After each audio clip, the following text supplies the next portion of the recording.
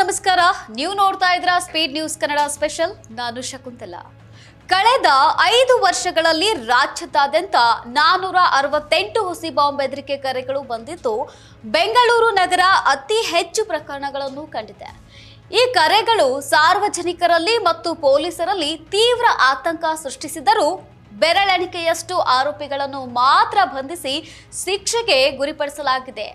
ಕಳೆದ 5 ವರ್ಷದ ಅವಧಿಯಲ್ಲಿ ರಾಜ್ಯದಾದ್ಯಂತ ಒಟ್ಟು 468 ಹುಸಿ ಬಾಂಬ್ ಬೆದರಿಕೆ ಕರೆಗಳು ಬಂದಿದ್ದು, ಬೆರಳೆಣಿಕೆಯಷ್ಟೇ ಆರೋಪಿಗಳನ್ನ ಮಾತ್ರ ಬಂಧಿಸಲಾಗಿದೆ. ದುಷ್ಕರ್ಮಿಗಳು ಶಾಲಾ ಕಾಲೇಜು, ನ್ಯಾಯಾಲಯ, ಹೋಟೆಲ್, ದೇಗುಲ, ರೈಲು ನಿಲ್ದಾಣ, ವಿಮಾನ ನಿಲ್ದಾಣ, ರಾಯಭಾರಿ ಕಚೇರಿ ಸೇರಿದಂತೆ ಮತ್ತಿತರ ಸ್ಥಳಗಳಲ್ಲಿ ಬಾಂಬ್ ಇಟ್ಟಿರುವುದಾಗಿ ಕರೆ ಅಥವಾ ಇಮೇಲ್ ಮೂಲಕ ಬೆದರಿಕೆ ಹಾಕಿ ಭಯದ ವಾತಾವರಣ ಉಂಟು ಮಾಡ್ತಾರೆ.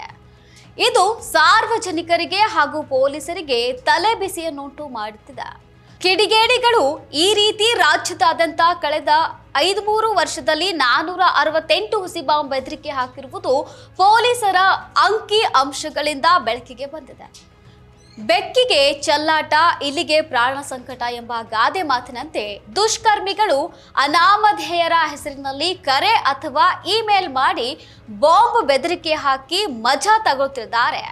ಬಾಂಬ್ ಬೆದರಿಕೆಯ ಬಗ್ಗೆ ಮಾಹಿತಿ ಬಂದ ತಕ್ಷಣ ಪೊಲೀಸರು ಬಾಂಬ್ ಪತ್ತೆ ಮತ್ತು ನಿಷ್ಕ್ರಿಯ ದಳ, ವಿಧ್ವಂಸಕ ಕೃತ್ಯ ತಪಾಸಣಾ ತಂಡಗಳು ಮತ್ತು ಶ್ವಾನ ದಳದೊಂದಿಗೆ ಸ್ಥಳಕ್ಕೆ ತೆರಳಿ ಪರಿಶೀಲನೆ ನಡೆಸುತ್ತಾರೆ. ಯಾವುದೇ ಸ್ಫೋಟಕಗಳು ಪತ್ತೆಯಾಗದಿದ್ದಾಗ ಇದೊಂದು ಹುಸಿ ಬಾಂಬ್ ಕರೆ ಎಂಬ ನಿರ್ಧಾರಕ್ಕೆ ಬಂದು ನಿಟ್ಟುಸಿರು ಬಿಡುತ್ತಾರೆ. ಇನ್ನು ಬಾಂಬ್ ಬೆದರಿಕೆ ವಿಚಾರ ತಿಳಿದ ಪಾಲಕರು ತಮ್ಮ ಮಕ್ಕಳು ವಿದ್ಯಾಭ್ಯಾಸ ನಡೆಸುತ್ತಿರುವ ಶಾಲಾ ಕಾಲೇಜುಗಳತ್ತ ಕೆಲಸ ಕಾರ್ಯ ಬಿಟ್ಟು ದೌಡಾಯಿಸುತ್ತಾರೆ. ದುಷ್ಕರ್ಮಿಗಳ ಒಂದು ಕರೆಯು ಹಲವು ಆತಂಕಕ್ಕೆ ಕಾರಣವಾಗುತ್ತದೆ. ಬೆಂಗಳೂರಲ್ಲೇ ಅಧಿಕ ಕೇಸ್ ಕೂಡ ಬೆಳಕಿಗೆ ಬಂದಿದೆ. ಕಳೆದ 5-3 ವರ್ಷದ ಅವಧಿಯಲ್ಲಿ ರಾಜ್ಯದಾದ್ಯಂತ ಒಟ್ಟು 468 ಪ್ರಕರಣಗಳ ದಾಖಲಾದರೆ ರಾಜಧಾನಿ ಬೆಂಗಳೂರಲ್ಲೇ 318 ಪ್ರಕರಣ ದಾಖಲಾಗಿವೆ. 2021ರಲ್ಲಿ 2, 2022ರಲ್ಲಿ 8, 2023ರಲ್ಲಿ 144, 2024ರಲ್ಲಿ 59, 2025ರಲ್ಲಿ 86, 2026 ಮಾರ್ಚ್ ವರೆಗೂ 19 ಪ್ರಕರಣ ಸೇರಿ ಒಟ್ಟು 318 ಪ್ರಕರಣ ದಾಖಲಾಗಿವೆ. ಬೆಂಗಳೂರು ಬಿಟ್ಟರೆ ಮಂಗಳೂರು 2ನೇ ಮತ್ತು ಮೈಸೂರು 3ನೇ ಸ್ಥಾನದಲ್ಲಿದೆ. ಇಬ್ಬರಿಗೆ ಮಾತ್ರ ಶಿಕ್ಷೆಯಾಗಿದೆ. ಈ ಒಂದು ಕೇಸ್ನಲ್ಲಿ ರಾಜ್ಯದಲ್ಲಿ ದಾಖಲಾದಂತಹ 468 ಬಾಂಬ್ ಬೆದರಿಕೆ ಪ್ರಕರಣದ ಪೈಕಿ ಕೇವಲ 14 ಆರೋಪಿಗಳನ್ನು ರಾಜ್ಯದ ವಿವಿಧ ಜಿಲ್ಲೆಗಳಲ್ಲಿ ಬಂಧಿಸಲಾಗಿದೆ. ಆದರೆ ಅಚ್ಚರಿಯ ವಿಷಯವೇನೆಂದರೆ ಇಬ್ಬರಿಗೆ ಮಾತ್ರ ಶಿಕ್ಷೆಯಾಗಿದೆ. 2020ರಲ್ಲಿ ದಕ್ಷಿಣ ಕನ್ನಡ ಜಿಲ್ಲೆಯಲ್ಲಿ 2 ಆರೋಪಿಗಳ ವಿರುದ್ಧ ಬಾಂಬ್ ಬೆದರಿಕೆ ಪ್ರಕರಣ ದಾಖಲಾಗಿತ್ತು.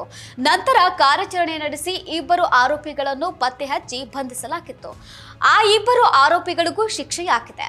ದೇಶದಾದ್ಯಂತ ಶಾಲಾ ಕಾಲೇಜು, ನ್ಯಾಯಾಲಯ ಸೇರಿದಂತೆ ವಿವಿಧ ಸ್ಥಳಗಳಿಗೆ 1100 ಹುಸಿ ಬಾಂಬ್ ಬೆದರಿಕೆ ಸಂದೇಶ ಕಳಿಸಿದ್ದ ಆರೋಪಿ ಶ್ರೀನಿವಾಸ್ ಲೂಯಿಸ್ ಎಂಬಾತನನ್ನು ದೆಹಲಿ ಪೊಲೀಸರು ಕಾರ್ಯಾಚರಣೆ ನಡೆಸಿ ಆತನನ್ನ ಮೈಸೂರಿನಲ್ಲಿ ಬಂಧಿಸಿದ್ದರು.